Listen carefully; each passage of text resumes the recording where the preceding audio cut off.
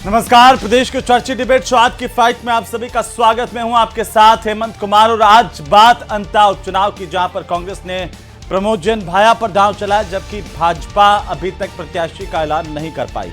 तो वहीं कांग्रेस के बाद अब निर्दलीय उम्मीदवार नरेश मीणा ने भी अपना नामांकन दाखिल कर दिया है। सत्ताधारी बीजेपी के लिए आंकड़ों के लिहाज से तो चुनाव कोई ज्यादा महत्व नहीं रखता, लेकिन सरकार की साख की और नेताओं की साख के लिए ये काफी महत्वपूर्ण है। और इसी पर आज करेंगे प्रदेश की सबसे बड़ी चर्चा।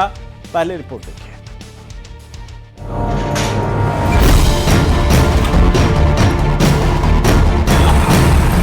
अंता विधानसभा सीट पर होने वाले उपचुनाव की जंग तेजी से आगे बढ़ रही है। सोमवार को कांग्रेस नेता प्रमोद जैन भाया के नामांकन के बाद 15 अक्टूबर को कांग्रेस की ओर से बड़ी रैली का अंता में आयोजन किया जा रहा है। कांग्रेस के प्रदेश प्रभारी सुखजिंदर सिंह रंधावा, पीसीसी चीफ गोविंद सिंह डोटासरा और नेता प्रतिपक्ष टीकाराम जूली समेत कांग्रेस के नेता कल अंतर रैली में शामिल होंगे। कांग्रेस पार्टी के प्रत्याशी श्री प्रमोद जैन भाया भारी बहुमत से चुनाव जीत करके विधानसभा में जाएंगे और अपने क्षेत्र के विकास के लिए, प्रदेश के विकास के लिए विधानसभा में बैठकर कार्य करेंगे। निश्चित रूप से अंता विधानसभा क्षेत्र के लोगों का, जनमानस का वहाँ पे प्रमोद जैन भाया के प्रति बेहद लगाव और बेहद प्रेम है। मंगलवार को कांग्रेस से भागे हुए युवा नेता नरेश मीणा ने निर्दलीय प्रत्याशी के रूप में अपना नामांकन पत्र दाखिल कर दिया। नरेश मीणा की एंट्री से इस उपचुनाव में त्रिकोणीय मुकाबले की स्थिति बन गई। आज अंता उपचुनाव से अपना नामांकन भरने आया हूँ। नामांकन भर दिया है। मेरे साथ मेरे पिताजी, मेरी माताजी, मेरी पत्नी और मेरे बच्चों के साथ मैंने अंता उपचुनाव के लिए नामांकन भरा है। मेरा चुनाव भ्रष्टाचार के खिलाफ है। अंता विधानसभा पर बीजेपी नंदलाल सुमन को अपना उम्मीदवार घोषित कर सकती है। माली समाज के बड़े नेता के रूप में नंदलाल सुमन की पहचान है। तो वहीं अंता विधानसभा सीट पर माली समाज के वोटर्स की बहुतायत है। नंदलाल सुमन को पार्टी पदाधिकारियों ने जयपुर बुलाया था। से जो भी कैंडिडेट आएगा उसके लिए भारतीय जनता पार्टी का हर एक कार्यकर्ता लगेगा और न केवल जीत सुनिश्चित करेगा, पिछली जीत के अंतर को और बेहतर करने का और बढ़ाने का काम हर एक कार्यकर्ता करेगा। अंता विधानसभा उपचुनाव में अब मुकाबला बेहद दिलचस्प हो गया है। इस सीट पर मुख्य रूप से 3 ध्रुव बन गए हैं। पहला कांग्रेस के प्रमोद जैन भाया, दूसरा बीजेपी, वहीं तीसरा नरेश मीणा है। त्रिकोणीय मुकाबले से ये चुनाव दिलचस्प हो चला है। आज की फाइट में प्रदेश की सबसे बड़ी चर्चा इसी मुद्दे पर। तो अब अंता उपचुनाव को लेकर के लगातार चर्चाएं हैं और आखिरकार इस चुनाव में कौन और कैसे बाजी मारेगा, आज इस पर हम बात करेंगे। लेकिन अब वक्त हो चला है सवालों का, और आज महत्वपूर्ण सवालों में सबसे पहला सवाल यही है कि अंता का मुकाबला क्या त्रिकोणीय है और क्या यहां पर खेला होगा, ये सबसे बड़ा सवाल है। सवाल नंबर 2 ये कि दिग्गजों की साख का क्या ये चुनाव जो है वो सवाल बन करके रह गया है। चुनाव जीतना संख्या बल के हिसाब से नहीं, बल्कि जीतना साख के लिए क्या जरूरी है और कौन इसे कैसे जीतेगा, इस पर भी बात करेंगे। और सवाल नंबर 3 और महत्वपूर्ण सवाल है कि अंता का उपचुनाव क्या है दांव, क्योंकि पार्टियों की तरफ से अपनी अपनी जीत के दावे किए जा रहे हैं। जहां कांग्रेस भाया की जीत का दावा कर रही है, तो बीजेपी अपनी जीत का और नरेश मीणा अपनी जीत का। लेकिन त्रिकोणीय मुकाबले में जातिगत समीकरण किस तरीके से हावी रहेंगे, इस पर भी बात करेंगे। हमारे साथ खास मेहमान जुड़ चुके हैं। तो सबसे पहले मैं आपका परिचय करवा दूं, प्रताप राव भारतीय जनता पार्टी के प्रवक्ता हमारे साथ जुड़ चुके हैं, और साथ ही हमारे साथ हैं डॉक्टर प्रदीप चतुर्वेदी कांग्रेस पार्टी के प्रवक्ता। एसपी मित्तल हमारे साथ हैं वरिष्ठ पत्रकार के तौर पर। डॉक्टर वरुण पुरोहित हमारे साथ हैं राजनीतिक विश्लेषक के तौर पर। आप सभी का बहुत स्वागत है, सबका अभिनंदन। प्रताप जी, कैसे जीतेंगे चुनाव? अभी तो प्रत्याशी का ऐलान भी नहीं हुआ। देखो हेमंत, भारतीय जनता पार्टी हर चुनाव को गंभीरता से लेती है, पहली बात तो। इसलिए कोई ये लॉफ्टर चैलेंज तो है नहीं कि जो तुरंत में हम प्रत्याशी घोषित करें। अभी प्रत्याशी नामांकन की अंतिम तिथि के लिए समय है और पार्टी पूरी गंभीरता से निर्णय करके, क्योंकि बहुत बड़ी पार्टी है, इसमें तमाम नेताओं से सलाह मशवरा के बाद ही पार्टी निर्णय लेती है। हालांकि अंता का चुनाव लोकल मुद्दों पे होगा और इसका काफी असर लोकल फैक्टर पे भी होगा। लेकिन इसके बावजूद भारतीय जनता पार्टी एक पार्टी के तौर पे कोई छोटा चुनाव हो चाहे बड़ा चुनाव हो, उपचुनाव हो या मुख्य चुनाव हो, सबको गंभीरता से लेती है। इसलिए पार्टी प्रत्याशी के चयन से लेके चुनाव प्रचार और चुनाव प्रचार के बाद जीत तक पूरी गंभीरता से चुनाव लड़ती है। तो इसलिए इसमें कोई दो राय नहीं है, पार्टी का प्रत्याशी भी आ जाएगा आपके सामने और पार्टी चुनाव लड़ती हुई भी आपको ढंग से दिखाई देगी। इसलिए पार्टी पूरी गंभीरता से लेती है इन सब चुनावों को। लेकिन प्रताप जी, आपने कहा लोकल मुद्दों पर चुनाव होगा, कोई 3 बड़ी उपलब्धि अंता में बीजेपी की सरकार बनने के बाद आप बता सकते हैं जिनके दम पर आप लोगों के बीच में जाएंगे? देखिए, क्या 3 मुद्दे नहीं, 300 मुद्दे हैं। नहीं, कोई बड़ी उपलब्धि भजनलाल जी की सरकार आई है जी, लगभग 1.25 साल में। सबसे बड़ी बात है कि जिस तरह से सिंचाई के लिए और पेयजल की व्यवस्था की बड़ी योजनाएं की हैं, उसका पूरा लाभ पूरे प्रदेश की जनता को मिला है और वहीं 12 की जनता को मिला है, अंता की जनता को भी मिला है, सभी को मिला है। दूसरी बात, वो कृषि प्रधान इलाका है, वहां किसानों को जिस तरह से सहायता की गई है, जिस तरह से उनको यूरिया से लेकर उनकी किसान सम्मान निधि तक की व्यवस्था की गई है। अभी जब फसल खराबा हुई तो उसकी तेजी से गिरदावरी करके और उनको राहत पहुंचाने की कोशिश हुई है। ये सारी बातें हैं कि जो राज्य सरकार किस तरह से सीधा लाभ पहुंचाना चाहती है। विकास योजनाएं, रेल की योजनाएं, सड़क योजनाएं इतनी सारी हैं, नौकरियों में जिस तरह से तेजी से भर्ती हो रही है, ये सारी बातें ऐसी हैं जो वहां लोकल लेवल पर भी प्रभावित करेंगे। इसलिए अंता में जो विकास हुआ है, अंता के लोगों को जो राहत मिली है, अंता के क्षेत्र में जो काम हुए हैं, वो सारे के सारे जो मुद्दे हैं वो भारतीय जनता पार्टी के पक्ष में है। भारतीय जनता पार्टी दोबारा वहां से बड़ी भारी समर्थन के साथ जीतने जा रही है। तो आप कह रहे हैं कि खाद मिल रही है किसानों को, वहां पर मुआवजा आपने दे ही दिया है? हाँ, सारी प्रक्रिया चल रही है, कुछ मिल चुकी है और कुछ प्रक्रिया चल रही है। आप निकाल के लाएंगे कि 2-4 लोगों को नहीं मिला, लेकिन सारी की सारी निकालूंगा सर, 2-4 लोगों वाला राहत पहुंचाने की जिस तरह की जिस तेजी से राहत पहुंचाने की कार्रवाई इस राज्य सरकार ने की है, भजनलाल जी की सरकार ने की है, अभी तक किसी सरकारों ने इस तेजी से काम नहीं किया। ठीक है, देखिए, बाढ़ आ रही थी, वर्षा हो रही थी तेजी से, उसी बीच में गिरदावरी शुरू कर दी गई। ऐसा बहुत कम होता है। जी, प्रदीप जी कह रहे हैं कि किसानों को बड़ी राहत दी है बीजेपी की सरकार ने, विकास की योजनाएं चलाई हैं, लोकल मुद्दों पर चुनाव होगा, तो फिर आपके लिए तो परेशानी हो गई ना? हेमंत जी, सवाल इस बात का है कि अंता का जो विधानसभा उपचुनाव जो हो रहा है उसमें राज्य सरकार अपनी उपलब्धियों को लेकर जाने की कोशिश कर रही है, लेकिन सबसे बड़ी बात यह है कि जिस चुनाव की आप बात कर रहे हैं उस चुनाव में भाजपा में कौन टिकट तय करे, अभी इसका फैसला नहीं हो पा रहा है। को जिस डिवीजन की बात हो रही है उस डिवीजन जो नेता हैं, ये पता ही नहीं चल रहा कि उनका कैंडिडेट तय कौन करेगा। अब सवाल यह कि अगर निर्णय करने वाले लोगों का फैसला नहीं हो रहा तो कैंडिडेट का सिलेक्शन कैसे होगा? दूसरी बात है, सिलेक्शन होगा तो उसकी प्रायोरिटीज क्या होंगी? तो सवाल यह है कि हमने तो हमारे कैंडिडेट ने नॉमिनेशन भी भर दिया, पहले ही दिन भर दिया, और 15 तारीख को हमारे सभी नेता जाकर के वहां एक बार और नामांकन प्रक्रिया करेंगे और एक आम सभा भी करेंगे। सवाल यह है कि उपचुनाव में सरकार अपनी उपलब्धियों को लेकर आती है, लेकिन अब सवाल यह है कि भाजपा में ऐसी क्या स्थिति बन गई कि वो लोग ये फैसला नहीं कर पा रहे। और सबसे बड़ी बात यह है कि कैंडिडेट का चयन कौन करेगा, इसका फैसला भाजपा नहीं कर पा रही है। क्या प्रदेश अध्यक्ष करेंगे या पूर्व मुख्यमंत्री वसुंधरा राजे करेंगी या कोई अन्य प्रेक्षक करेंगे, इसका अभी तक फैसला नहीं हो रहा है। तो भाजपा की जो स्थिति आप देख रहे हैं उसमें सवाल यह है कि अगर फैसला ही नहीं कर पा रहे तो और कैंडिडेट का फैसला नहीं हो रहा तो मुद्दों की बात आप छोड़ दीजिए। और जहां तक रही बात, पूरे प्रदेश में भय का माहौल है, लॉ एंड ऑर्डर सिचुएशन नहीं है, महिलाओं पर अत्याचार बढ़े हैं। एनसीबीआर के जो आंकड़े आए हैं उसमें राजस्थान के बारे में कहा गया कि देश में दूसरे नंबर पर अब महिला पर जो अपराध हुए हैं उनकी संख्या बढ़ी है। तो सबसे बड़ी बात यह है, बिल्डिंग बनी है, स्कूलों की आपने अभी ऑडिट नहीं कराई है, आपने पंचायत चुनाव आप नहीं करा रहे हैं, विश्वविद्यालय के चुनाव नहीं करा रहे हैं। तो विश्वविद्यालय के चुनाव नहीं कराने से छात्र नाराज हैं और पंचायतों को चुनाव नहीं कराने से ग्रामीण पंचायत व्यवस्था के लोग भी सरकार से खिन्न हैं।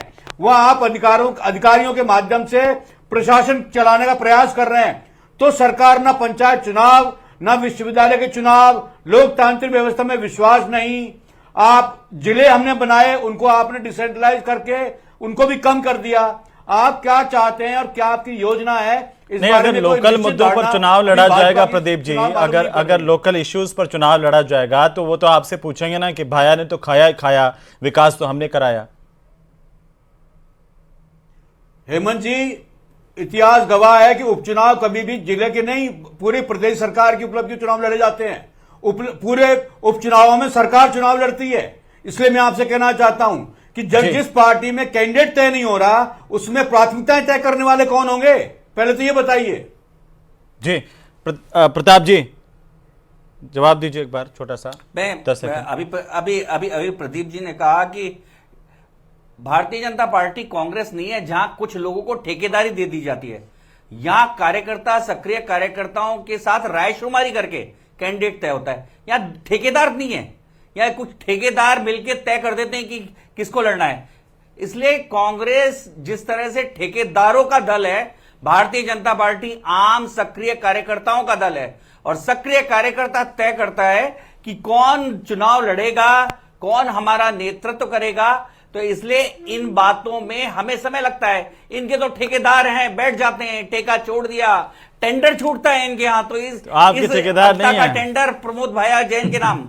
हमारे यहां ठेकेदार नहीं है, हमारे यहां रायशुमारी होती है। और रायशुमारी लोगों, सारे के सारे कार्यकर्ताओं से पूछकर फिर कुछ नेता उन सब रायों के आधार पर कैंडिडेट तय करते हैं। इसलिए समय लगता है। इस समय लगने में कतई वो नहीं है। और हम पार्टी की अपनी व्यवस्था, जो परंपरा है, उसको अपनाते हैं।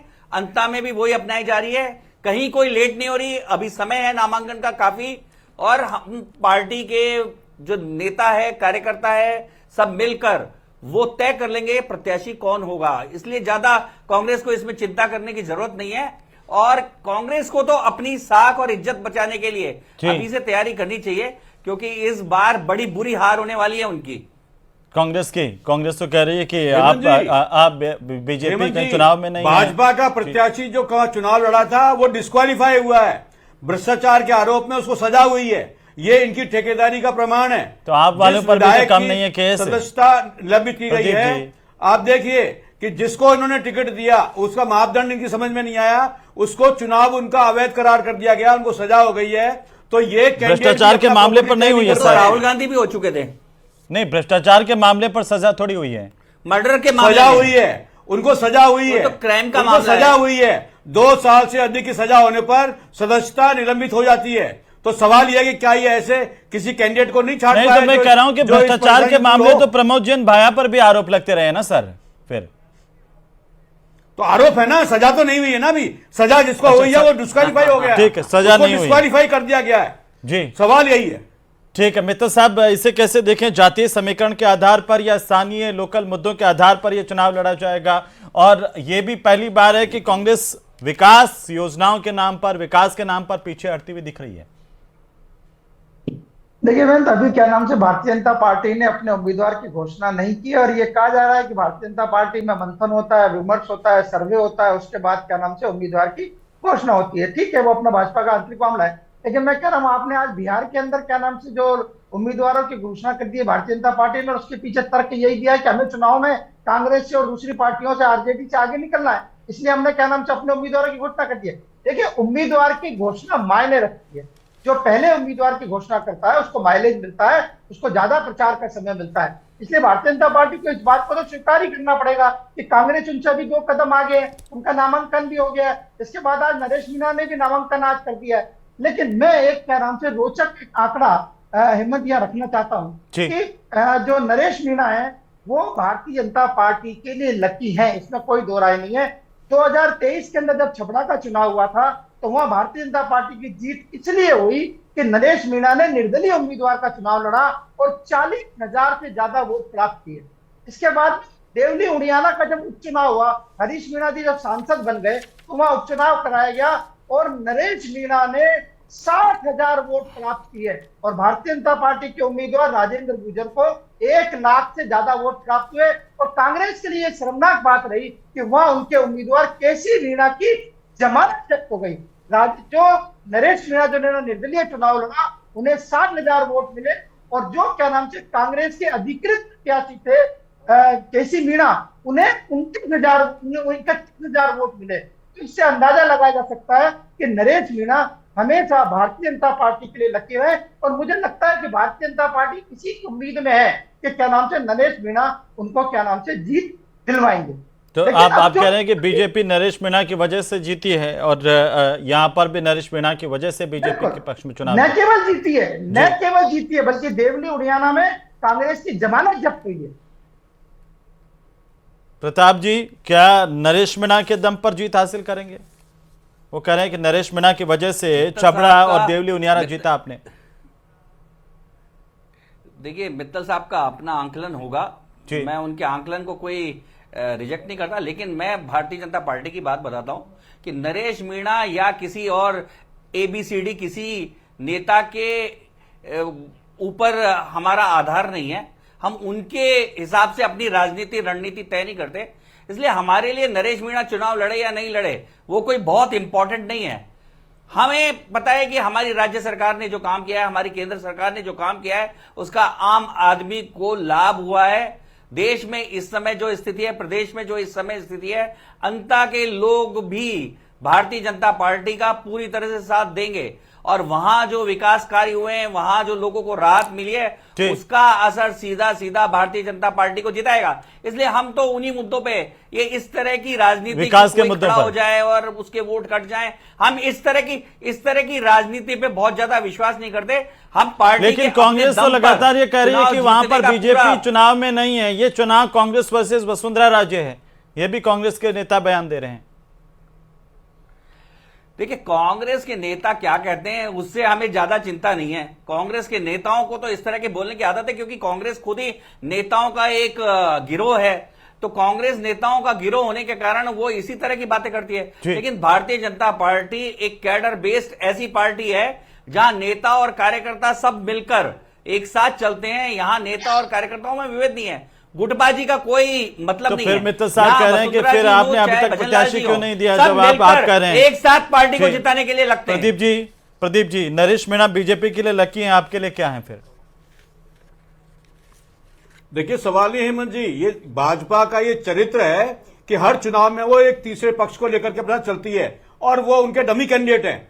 पूरे देश की 10 साल की राजनीति आप उठाकर देखें तो भाजपा ने असदुद्दीन ओवैसी ने को लेकर के वो उनका डमी एक सेटअप है, जिनको वो फाइनेंस देकर के चुनावों में वोट बांटने की राजनीति करते आए हैं। ये गवाह है, पूरे देश में वो करते हैं। अभी बिहार में भी वो 100 सीटों पे चुनाव लड़ रहे हैं, जबकि उनका अस्तित्व नहीं है। लेकिन वो सिर्फ वोट काटने के लिए बीजेपी ने उनको अपना मुहैया बना रखा है और ये उनकी रणनीति का हिस्सा है। इसीलिए मैं कहता हूं नरेश मीणा भी राजस्थान में उपचुनाव में बीजेपी के डमी कैंडिडेट हैं। नरेश मीणा बीजेपी के डमी कैंडिडेट हैं, भाजपा को लाभ पहुंचाने का काम कर रहे हैं।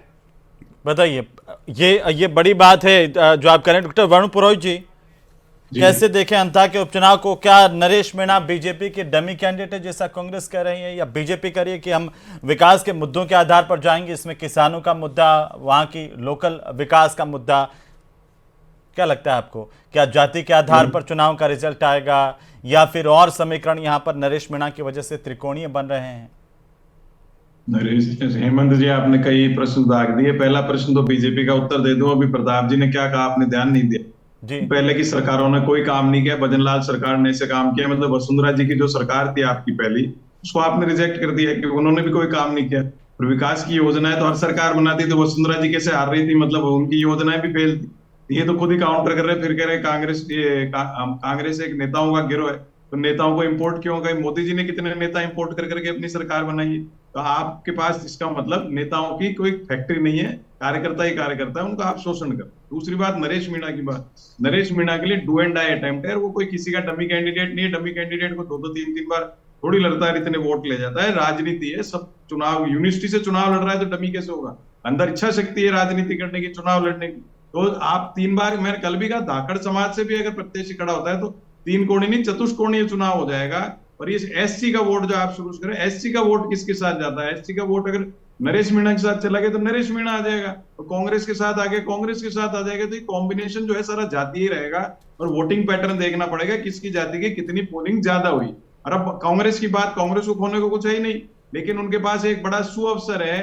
अशोक गहलोत और सचिन पायलट जिस हिसाब से अपनी फोटो दिखा रहे हैं, भाई एक हो गए, आपस के मतभेद दूर हो गए, इस चुनाव में दिखाने के लिए है। अगर दोनों एक मुश्त होकर के एक साथ होकर के अगर चुनाव जिताते हैं तो एक संदेश जाएगा राज्य में कि दोनों जो है नेता एक हो गए, कांग्रेस के लिए पॉजिटिव होगा। कांग्रेस की स्थिति बड़ी लचर हो रखी है, इसलिए भारतीय जनता पार्टी जीत रही है। और 2 साल के करीब होने का है भजनलाल जी की सरकार, जो भाजपा की सरकार है, वो कतई भी जनता के सामने खरी नहीं उतरी है। किसी का कोई काम नहीं हुआ। अभी कह रहे किसानों को डीएपी नहीं मिल रही गांव में। आप अभी फोन लगा लो हेमंत 10 जगह गांव में, कहाँ डीएपी मिल रही है, लोग परेशान है, डीएपी तक नहीं मिल रही। तो ये किसान की बात कर रहे हैं, काम कुछ नहीं हुआ, गांव में भी नहीं हुआ, शहरों में, कैपिटल में मैं तो कई बार आपसे कह चुका, कैपिटल में अभी गिना दूं, आप बोलो मैं तो प्रूफ के साथ, कैपिटल में ना कोई थाने में फोन उठाते हैं, ना कोई जनता की समस्या सॉल्व हो रही है, ना कोई नगर निगम की सॉल्व हो रही है, नगर पालिकाओं की भी हालत है। तो सरकार तो है ही नहीं, ऐसा पूरे प्रदेश में माहौल है, बिल्कुल कोई काम नहीं कर रहे।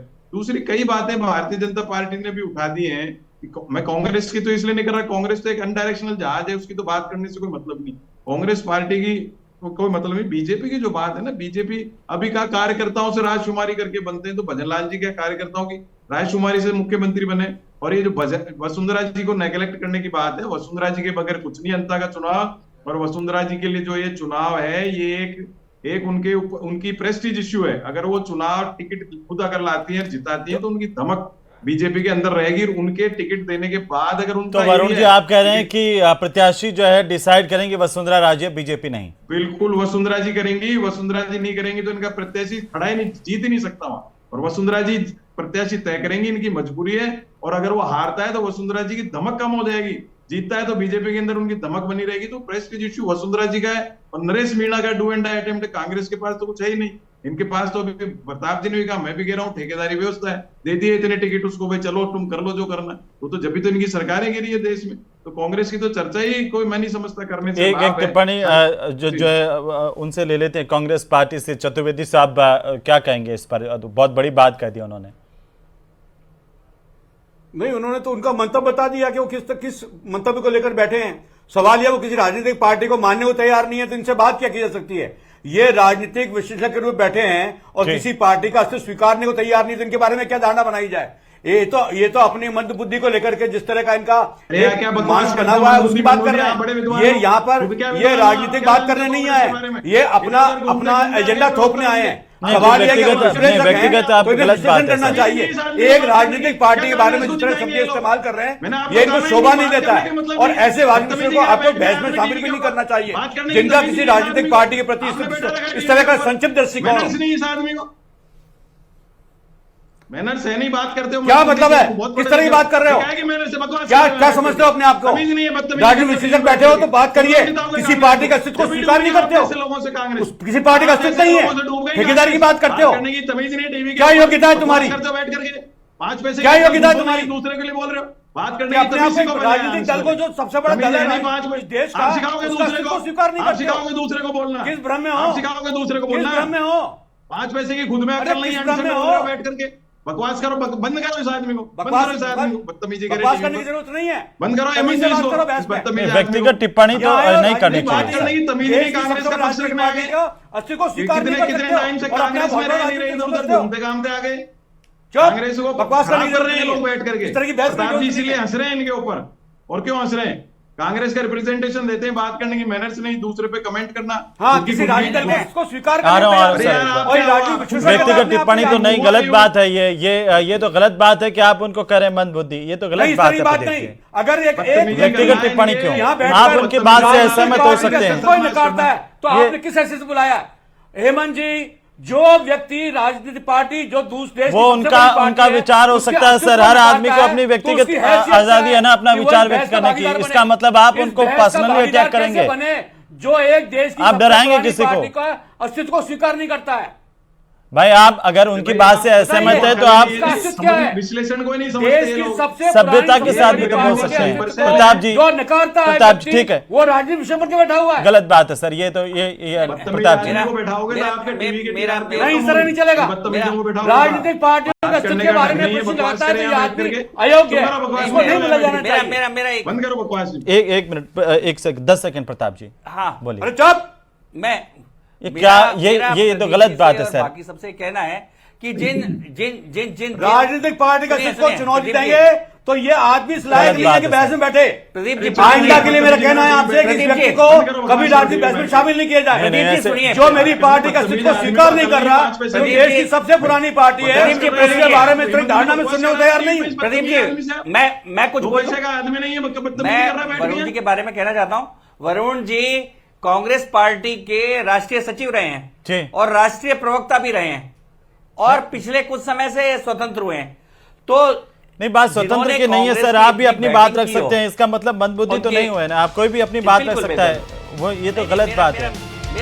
मेरा यही कहना है, जो प्रदीप जी इस तरह से उनके लिए बोल रहे ठीक नहीं है, क्योंकि देखिए आप धरातल पर उतरिए, देखते हैं क्या होता है। ये तो अंता की जनता ही तय करें कि आखिरकार किसको जिताना है, क्या है अंतिम फैसला अंता की जनता के नाम छोड़ जाते हैं। बहुत शुक्रिया चर्चा में शामिल होने के लिए आप सभी का। नमस्कार।